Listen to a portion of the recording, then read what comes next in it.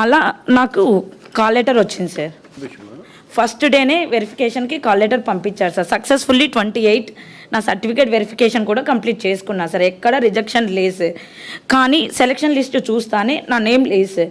ఎందుకు లేదు అని నేను వెంటనే డిఈఓ గారిని కలవడానికి వెళ్ళాను సార్. వెళ్తే నీ ప్లేస్లో ఒక స్పోర్ట్స్ పర్సన్ వచ్చారు, అట్ ది సేమ్ టైం ఒక పిహెచ్ పర్సన్ వచ్చారు, at the same time 12th rank ఉన్న పర్సన్ సార్ ఓపెన్లో రిజర్వేషన్లో ఫిల్ చేయాల్సిన పర్సన్ని తీసుకొని క్యాస్ట్లో ఫిల్ చేశారు సార్. దానివల్ల ముగ్గురికి వెళ్ళిపోయింది సార్. ఒకరేమో ఓపెన్లో క్యాస్ట్ అది ఓపెన్లో ఫిల్ అవ్వాల్సిన పర్సన్ని క్యాస్ట్లో ఫిల్ చేశారు, at the same time pH person వచ్చాడు సార్. అలానే స్పోర్ట్స్ పర్సన్ వచ్చి ఉన్నదే 3 పోస్టులు సార్. 3 పోస్టులు వాళ్ళకి ఇచ్చేశారు సార్. లాస్ట్కి అదే వాళ్ళందరూ వచ్చేసారమ్మా, నీకు ఇంకా ఎలిజిబుల్ లేదు, సో నువ్వు ఎలిజిబుల్ కాదు అని చెప్పేశారు సార్. అయినా కూడా నేను సెక్రటేరియట్కి వచ్చాను సార్. హారిజాంటల్ రిజర్వేషన్ మీరు ఇట్లా ఓపెన్లో ఎలా ఫిల్ చేస్తున్నారు?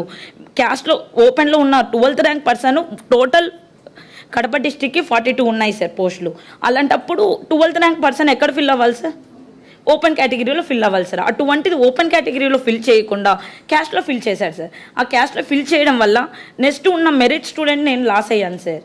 నేను అదే అడిగాను సార్, మీరు హారిజాంటల్ రిజర్వేషన్ అంటున్నారు, ఎలా హారిజాంటల్ రిజర్వేషన్ ఇంప్లిమెంట్ చేశారో ఎక్స్ప్లెయిన్ చేయండి అంటే మేము ముందు ఈ ఇయరే ఫస్ట్ టైం హారిజాంటల్ ఇంప్లిమెంట్ చేస్తున్నాము, ముందంతా వర్టికలు, మీకు వెరిఫికేషన్కి వచ్చింది అంటే మీకు జాబ్ వస్తుంది, ఇప్పుడు మేము చేసింది హారిజాంటలు కాబట్టి మీరు మమ్మల్ని ఏం అడగకూడదు, మీరు కావాలంటే జీవో నెంబర్ 77 చదువుకోపోండి అని చెప్తున్నారు సార్. అప్పటికి 2 days లోకేష్ సార్కి కూడా నేను లెటర్ రాశాను సార్. రాసినా వాళ్ళు తీసుకొని పక్కన పడేశారు, కానీ వాళ్ళు అసలుకి ఎటువంటి రిప్లై లేదు సార్. తర్వాత గ్రీవెన్స్కి అప్లై చేశాను సార్. ఫస్ట్ ఉమెన్ కాబట్టి ఉమెన్ రిజర్వేషన్ ఉంటేనే నన్ను పిలిచారు సార్. ఇక్కడ ఉమెన్కి ఒక పోస్ట్ ఉంది సార్, వచ్చిన నోటిఫికేషన్లో క్లియర్గా మెన్షన్ చేశారు సార్. అటువంటిది ఫస్ట్ ఉమెన్ నేనే సార్. అటువంటిది స్పోర్ట్స్ పర్సన్ 0 ర్యాంక్ ఉన్న పర్సన్కి ఈరోజు నువ్వు పోస్ట్ ఇస్తే నేను మెరిట్ స్టూడెంట్ లాస్ అయినట్టే కదా సార్. అలానే ఫస్ట్ ఏం చెప్పారంటే సార్, నేను ఎంఎస్సీ ఫిజిక్స్ చేశాను సార్.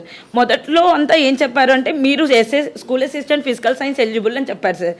లాస్ట్ ఒక 3-4 టైమ్స్ నేను విద్యాభవన్ చుట్టూ తిరిగాను సార్, హైయర్ ఎడ్యుకేషన్ని కలిశాను సార్. మీరు ఫిజికల్ సైన్స్ ఎలిజిబిలిటీ ఉంటేనే చెప్పండి, మేము చదువుతాము, లేదంటే లేదు అని అడిగాను సార్.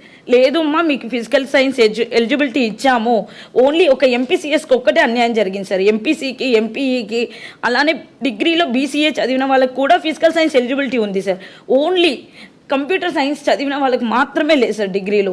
నేను 3 years డిగ్రీలో ఫిజిక్స్ చేశాను సార్. అలానే 2 years ఎంఎస్సీ కూడా చేశాను సార్. మీరు ఏం చేసుకుంటారో చేసుకోండి అని చెప్పారు సార్. ఇంకా మ్యాథమెటిక్స్ అవకాశం ఉందని లాస్ట్ ఇంకా నోటిఫికేషన్